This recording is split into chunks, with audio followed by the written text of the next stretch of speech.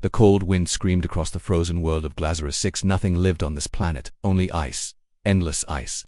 Mountains of frozen rock stretched into the sky. The temperature never rose above -70°C. It was the last place anyone wanted to be, but Rayden, a simple human mechanic, was here, not by choice. He had signed up for a mining repair mission. The company needed engineers to keep machines working in extreme weather. Rayden needed money, so he came. The base was small, just 10 people, 2 snow rovers, and 1 broken mining drill. Rayden spent most of his time underground, fixing wires and replacing frozen parts. Life was boring. Days passed in silence, until one evening something changed. Rayden was scanning for underground heat sources. It was part of a routine check. But then a strange signal appeared on his scanner. It wasn't heat, it wasn't metal, it was something else. The scanner blinked red and made a soft sound, like a heartbeat. Rayden had never seen anything like it. He called his team leader. "There's something under the ice," Rayden said. "It's big, maybe 80 meters wide. It's giving off energy, probably just an old rock," the leader replied. "The sensors glitch out sometimes. Leave it." But Rayden couldn't forget the signal. That night he kept thinking about it. What if it wasn't a rock? What if it was something buried? Something ancient? The next morning Rayden made a choice. He packed a scanner, some heat sticks, and drove one of the snow rovers out alone. The wind howled and snow whipped his face, but Rayden kept going. It took him 2 hours to reach the location. The signal was stronger now. It was coming from below a thick layer of ancient ice. Rayden placed his hand on the ground. It was warm, warm ice. That made no sense. He pulled out a laser cutter and started melting the top layer. Steam hissed into the air. Bit by bit he uncovered something hard, something metallic. He dropped to his knees and cleared more snow. The surface was smooth and dark, like black glass. Strange glowing lines ran across it, like veins. It was not human. Rayden stared at the object. It stretched as far as he could see. The shape curved like a crescent moon. Some kind of ship, a structure. It was hard to tell. He reached out and touched the surface. It felt cold, then suddenly warm. His fingers brushed over a glowing symbol, a small circle with lines branching outward, like a star, and then the ground vibrated. The ice around him cracked. Rayden jumped back, heart racing. The scanner on his chest beeped wildly, energy levels rising.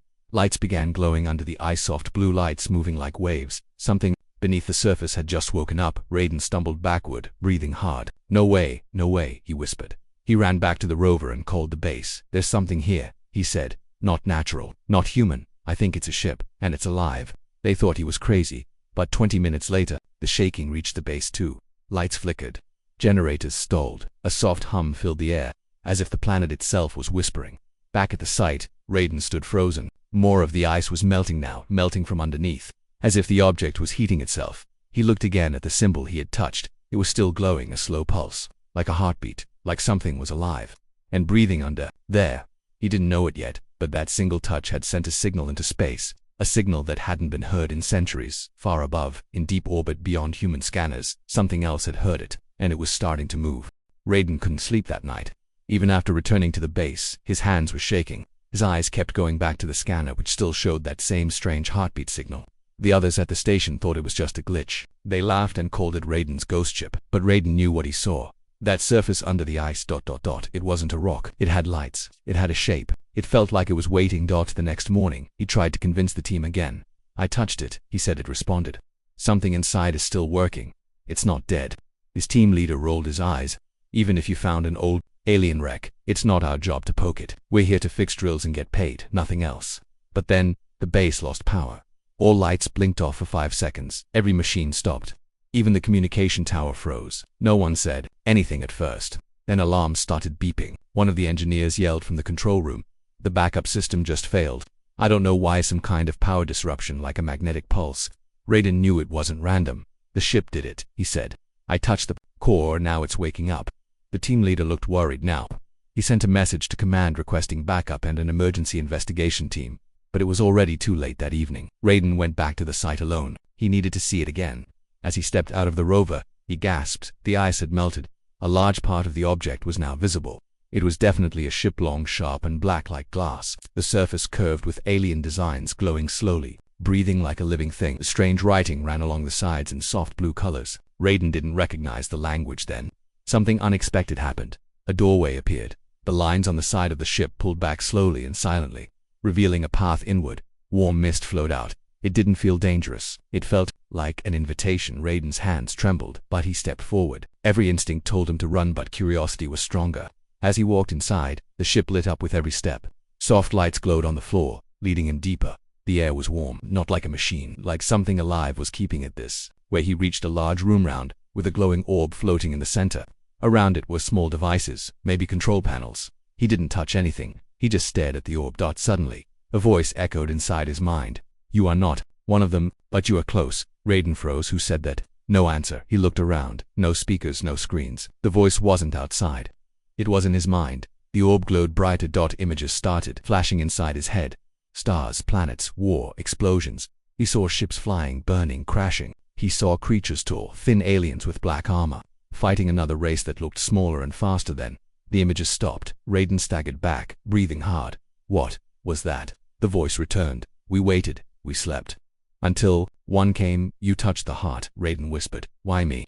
There was no answer, but the orb's light faded. Behind him a new door opened, leading deeper into the ship. Rayden turned to go, but something made him stop. Outside, on the frozen surface, the sky flickered with strange light, like a small aurora. It wasn't natural. Back at the base, the crew saw it too. A large signal appeared on their radar. Not from the ground but from orbit. Something had responded to the ship. A beacon had been triggered. The voice in Rayden's mind spoke one last time. "They will come. You must choose wakers or let them in." Rayden didn't understand. Wake who? Let who in? He turned and stared at the core of the ship. Something was sleeping in there. Something powerful. Something that had not moved in centuries, until now. Rayden stood still, staring at the open hallway inside the alien ship. Cold air touched his back from outside.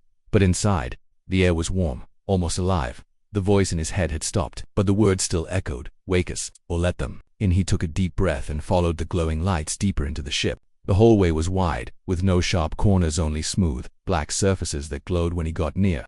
Everything seemed to be waiting, quiet, watching. He entered a large chamber. The walls curved around him like a sphere, and the center floated the same orb he had seen before, but this one was bigger and brighter. Strange alien shapes floated in the air, like holograms made of light. Some rotated, some blinked, some looked like moving stars. Rayden stepped closer. As he did, the orb pulsed, and then images filled his mind again. Only this time they were clearer. He saw a war, a terrible burning war, planets exploding, ships falling from the sky. A black armored race, tall and merciless, chased others across the galaxy. One by one, star systems fell. Billions died. The name came into Rayden's mind without sound. Draxil. Then he saw the ship he was standing in, running, not fighting. It carried something valuable, something dangerous, something alive. It found a frozen world and buried itself deep beneath the ice. Then the last image came. "Do not wake us unless they return." Rayden collapsed to his knees. Sweat dripped from his face. He felt like he had just lived through a nightmare in seconds. The orb slowly faded. He looked up and saw another doorway on the far side of the chamber. He stood and walked toward it, shaking. It led to a new room. It was dark, cold, and quiet. Inside were pods, tall, clear, and covered in frost. Inside the pods were beings, aliens, 6 of them, different shapes, but all frozen, not dead, sleeping. Their eyes were shut. Their chests moved slowly, as if they were breathing. Rayden stepped closer. One of the aliens looked thin, with silver skin and soft markings glowing on its face. Its arms were long, with 4 fingers. It looked peaceful. Then he saw a small panel near the base of the pod. Alien symbols glowed softly as he reached to touch it. The voice returned in his mind. "Not yet. They are not ready." Rayden pulled back. Just then, a loud sound echoed through the ship, a knock from outside. Metal hitting metal. Voices, human voices. Rayden ran back to the entrance and saw them for soldiers, sent from the base, with high-level clearance. His team leader was with them. "What the hell are you doing here, Rayden?" the leader shouted. "You were told to stay away," Rayden tried to explain. "This ship, it's alive. It's hiding something. I saw a warning. I saw a war." The soldiers ignored him. One of them scanned the entrance with a device. "This isn't just alien," he said. "This is military-grade technology. We need to secure it."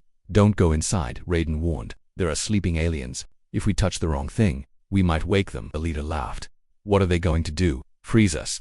Before Rayden could stop them, one of the soldiers pushed deeper inside the ship. He didn't wait.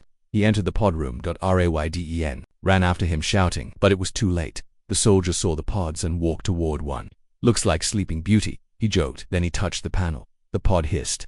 Steam rushed out. Lights blinked. The alien's eyes opened. Everyone froze. The alien fell forward, weak and gasping. Its skin was pale blue, and its eyes glowed faintly. It looked around, scared, confused, breathing fast. It fell to the floor. Rayden knelt beside it. "It's okay," he said. "You're safe." The alien looked into his eyes and whispered something he didn't understand.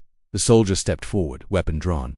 "Don't," Rayden shouted. It's not attacking us. Suddenly, the ship pulsed with light. The orb from earlier appeared, above them projecting a hologram into the air. It showed the sky above Galactic 6. A small blinking red dot appeared. Then more.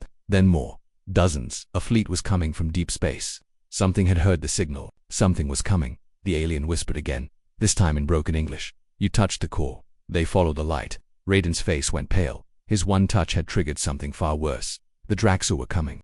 The room was cold and silent, except for the alien breathing weakly on the floor. Steam still floated around the pod. Rayden knelt beside the creature, his hands shaking. The alien's skin looked dry and cracked, like it had been asleep too long. One of the soldiers stepped forward with his weapon raised. Should we contain it? Rayden quickly stood between them. No. It's not hostile. It's scared. The alien opened its glowing eyes and looked at Rayden again. This time it whispered something clearer. Long sleep. Light woke. Danger. Follows.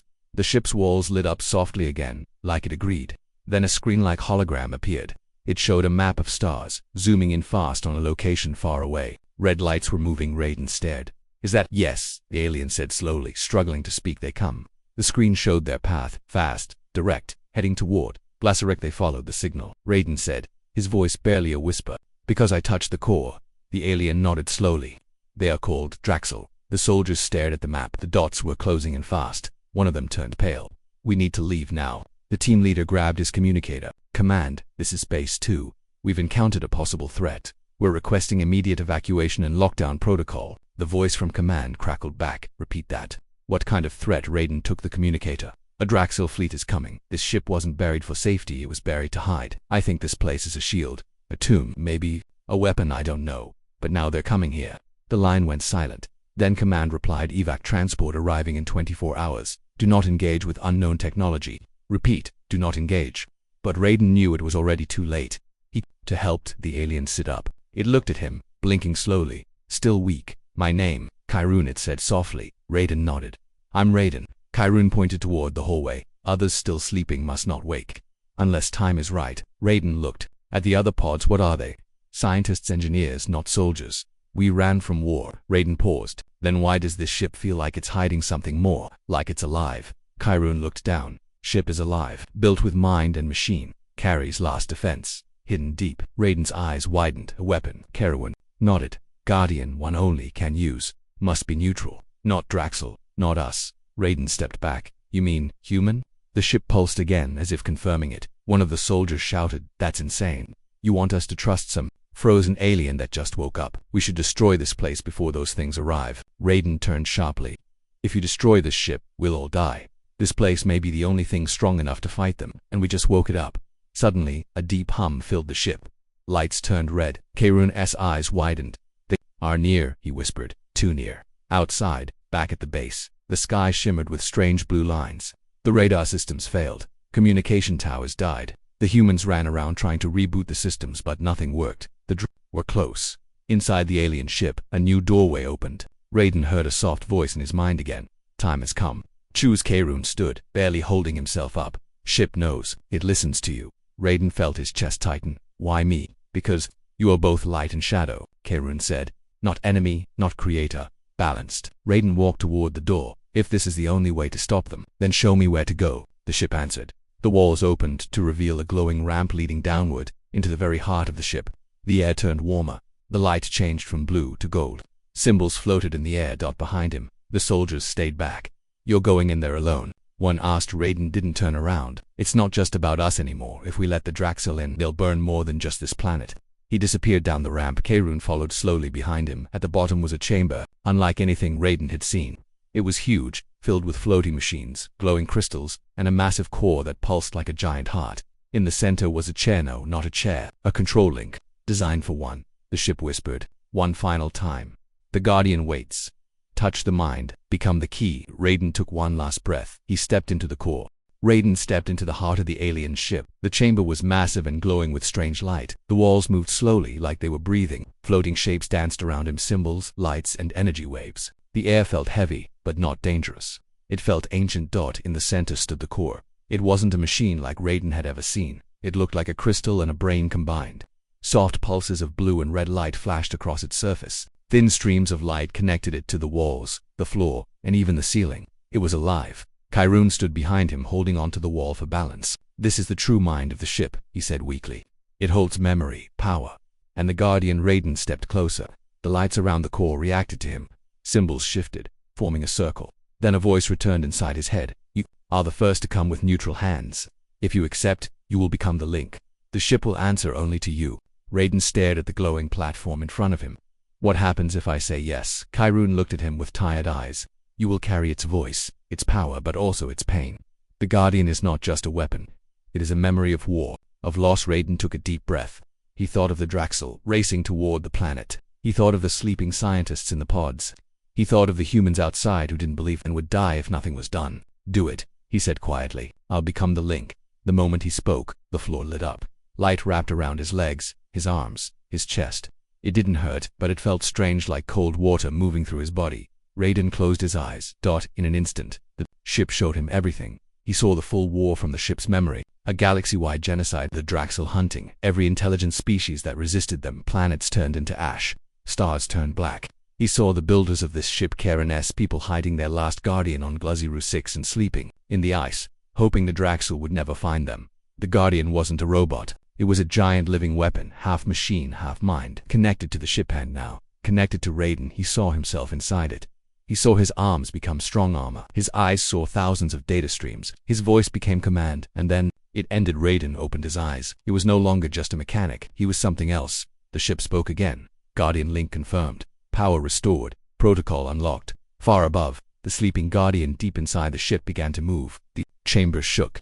Ice cracked across the planet. The mountain near the base exploded upward as a giant figure broke free. The Guardian. It was over 30 meters tall, dark silver and glowing with red and blue energy. Its body looked like armor fused with bone. Its arms ended in shifting weapons. Its chest pulsed with power. Inside its head was Rayden. He wasn't just seeing it. He was in it. The voice returned in his mind, but this time it was part of him, ready for defense. Enemy arrival in 18 hours. Guardian synced. Kyrune looked up from the control room. You did it. You woke it. Rayden's voice echoed through the ship and into the Guardian's speakers. We're not running, he said. We'll make a stand. Meanwhile, back at the base, panic had started. The sky was dark. Strange shapes were forming in orbit. Lights blinked. Alarms screamed. The command center confirmed it. Draxil ships had entered the solar system. Human ships were ordered to evacuate. Ground teams were told to abandon outposts. But it was too late. The Draxil were too fast. Kyrune sent a signal to Rayden inside the Guardian. You must meet them in orbit before they touch the ground. They will not show mercy. Rayden nodded. Then I won't give them the chance. The Guardian lifted from the ice. Fire burst from its back. It rose into the sky with thunder.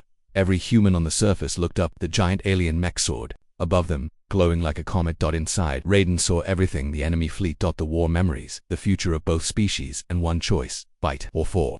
The Guardian flew through the sky like a silver storm. It moved fast, powerful, and silent. Below, ice cracked from the heat of its engines. Clouds burned as it cut through the atmosphere. Inside the cockpit, Rayden sat still, his mind fully connected to the alien machine. He wasn't pressing buttons or using screens. The Guardian responded to his thoughts. It felt what he felt. It moved when he willed it. They were one. Scanning enemy. The ship's voice echoed in his mind.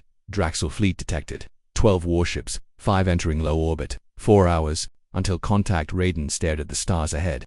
One by one, black shapes appeared, sharp insect-like ships with glowing red cores. The Draxil, no lights, no signals, no warning. Prepare for defense, the ship said. Protocol 7 activated. The Guardian's arms shifted. Its armor hardened. Wings unfolded from its back, made of glowing energy.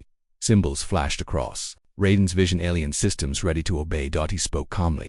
We fight here. They don't reach the planet. Back on Galactic 6, chaos had spread. The human base was shutting down. Scientists were packing data. Soldiers were preparing for evacuation, and the sky was turning dark with shadows. Kyrune stood near the base, watching the skies. His body was weak, but his eyes glowed faintly. He is the one, he whispered. The Guardian accepted him.